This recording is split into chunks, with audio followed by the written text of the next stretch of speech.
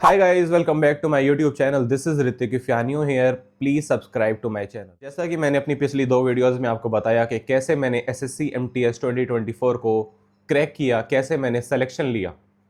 First video में मैंने आपसे थोड़ा सा स्ट्रेटेजी शेयर करी थी, थोड़ी सी अपनी जर्नी शेयर करी थी, है ना, थोड़े से चैलेंजेस बताए थे आपको मेरी प्रिपरेशन के दौरान क्या क्या चैलेंजेस मेरे को फेस करने पड़े। फिर उस वीडियो पे लोगों के काफ़ी कमेंट्स आए कि भैया रिसोर्सेज के बारे में बताइए, बुक्स के बारे में बताइए, we need to know about the books you used, please share your books recommendation with us. तो सेकेंड वीडियो में मैंने आपको थोड़ी सी बेसिक बुक्स के बारे में बताया कि कौन कौन सी बुक्स आप रेफ़र कर सकते हैं अगर आप एसएससी एमटीएस के बारे में तैयारी कर रहे हैं या एसएससी एमटीएस 2025 में देने की सोच रहे हैं। तो उस वीडियो में मैंने बुक्स जो बताई थी वो स्पॉन्सर्ड नहीं थी, मैंने किसी भी ब्रांड से एक रुपया भी नहीं लिया था। वो सारी बुक्स मैंने पर्सनली यूज़ की थी जब आपको बताया था। तो आज की ये वीडियो है, लोगों ने उस पर भी कमेंट्स करे।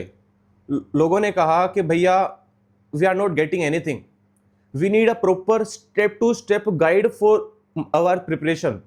हमें प्रॉपर बताइए, स्टेप टू स्टेप बताइए, बेसिक से बताइए, स्क्रैच से बताइए। We need to know about your SSC MTS preparation from zero, we need to know about scratch, है ना।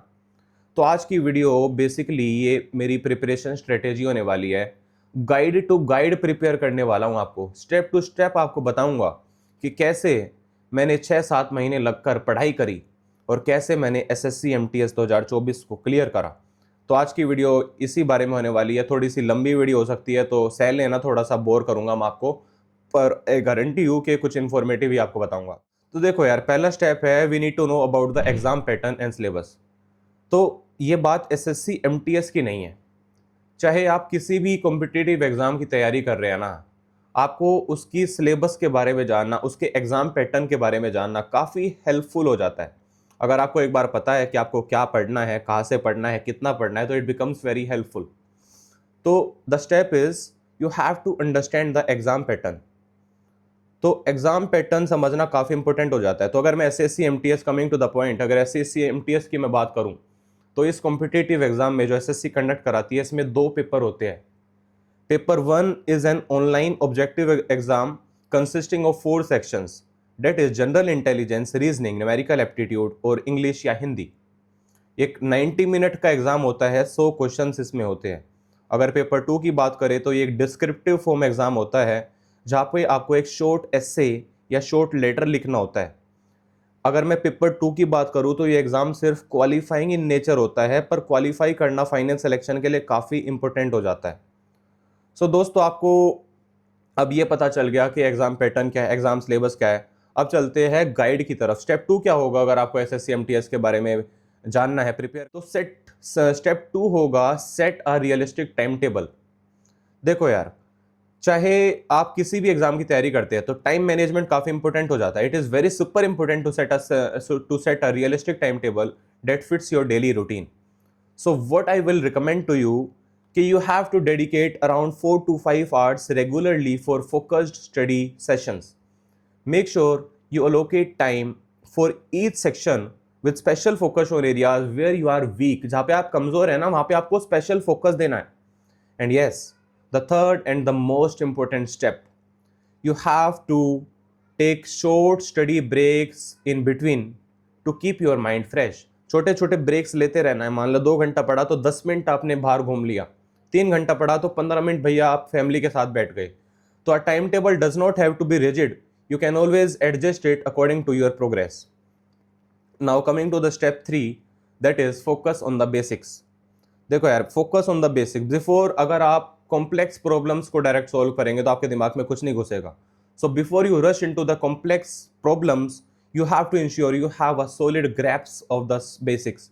अगर मैथ्स के बारे में बात करें तो आपको बेसिक कंसेप्ट जैसे परसेंटेज हो गया, टाइम एंड वर्क हो गया, प्रॉफिट एंड लॉस हो गया, नंबर सीरीज हो गया, ये टॉपिक्स कुछ ऐसे टॉपिक्स है जो फ्रीक्वेंटली एग्जाम में पूछे जाते हैं, जिनके बारे में आपको एक सॉलिड पकड़ आपकी होनी चाहिए।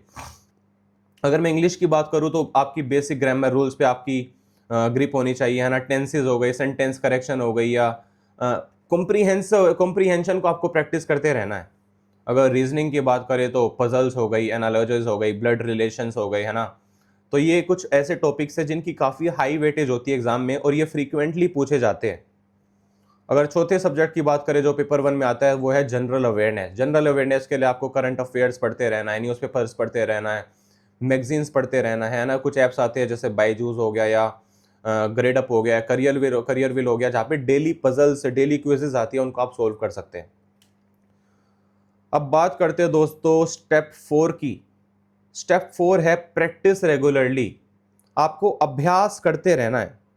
Practice makes perfect and it's especially true for SSC MTS. So once you have understood the concepts, it's time to practice and practice more time. आपको previous year questions paper solve करने यार काफ़ी crucial हो जाता है जब आपने basics पता चल गया आपको, है ना, आपने तैयारी करनी शुरू कर दी, आपका सिलेबस कंप्लीट हो गया, तो आपको क्या करना है, प्रीवियस ईयर क्वेश्चन पेपर को सोल्व करना है। उससे आपको अंदाज़ा लग जाएगा कि एग्जाम का डिफिकल्टी लेवल क्या है। दूसरा स्टेप, आपको रेगुलर मॉक टेस्ट देते रहना है। अगर आप एक हफ्ते में 2 मॉक टेस्ट देंगे तो उससे आप अपनी प्रोग्रेस को ट्रैक कर सकते हैं। और तीसरा है time yourself while solving this questions to build your speed and accuracy. अपने आप को समय दीजिए यार कुछ सवालों के साथ कि भैया ये सवाल मैं कर रहा हूं, you have to spend time with these type of questions regularly. Step 5 की बात करें तो you have to focus on the weak areas यार। Let's talk about weaknesses. It is very natural to have weak areas, but what matters is how you truly address them. If you are struggling with maths, you have to spend extra time on practice and don't hesitate to refer to any YouTube tutorials, है ना, or online course for better explanations. For English, you have to make sure you read Hindu or the Times of India regularly and books to improve your vocabulary. If reasoning is the problem, then you have to break down the questions and solve them step by step. Coming to the step 6, you have to stay updated with the current affairs. दुनिया के बारे में आपको knowledge होना काफ़ी ज़रूरी है यार। You have to know what is going around the world. So current affairs की अगर बात करें तो focus on national and international news, sports events हो गई, गवर्नमेंट स्कीम्स हो गई, अवार्ड्स हो गए। So a quick way to stay updated is through daily quizzes on apps और following YouTube channel focused on SSC preparation, है ना। अब जीके का जो करंट अफेयर्स का दूसरा पार्ट होता है वो होता है स्टैटिक जीके। अगर स्टैटिक जीके की बात करूँ तो यार स्टैटिक जीके को बिल्कुल भी we can't ignore this, so है ना। So you have to keep revising the important facts that are related to history, geography की, साइंस एंड रेगुलरली, है ना। Coming to the step 7, you have to take care of your health and mind. देखो यार preparation के दौरान अपने दिमाग का ख्याल रखना, अपनी मेंटल हेल्थ का ख्याल रखना, अपने माइंड का ख्याल रखना काफ़ी इंपॉर्टेंट हो जाता है, वरना प्रोडक्टिविटी नहीं मिलती आपको। सो you have to take care of your health is equally important. Remember, a tired mind and body will not help you in your preparation. So take short breaks while studying to refresh your mind. Eat healthy, stay updated, stay hydrated, and at least 6 to 7 hours of sleep regularly. Practice relaxation techniques जैसे deep breathing हो गई, meditation हो गई if you feel stressed. Now coming to the step 8 of this guide, that is revision and final touches. अभ्यास करना तो काफ़ी ज़रूरी है यार, सारा सिलेबस खत्म हो गया, मॉक टेस्ट हो गए, प्रीवियस ईयर क्वेश्चन पेपर हो गया, अब आपको रिवाइज करते रहना है चीज़ों को। So finally the exam date approach is, start focusing on the revision, go over the notes. Notes को बार बार पढ़िए यार, बार बार खोल के देखिए मैंने क्या लिखा था, इस कॉन्सेप्ट के बारे में मैंने क्या लिखा था, है ना। Revise important formulas and practice quick tricks to solve problems faster.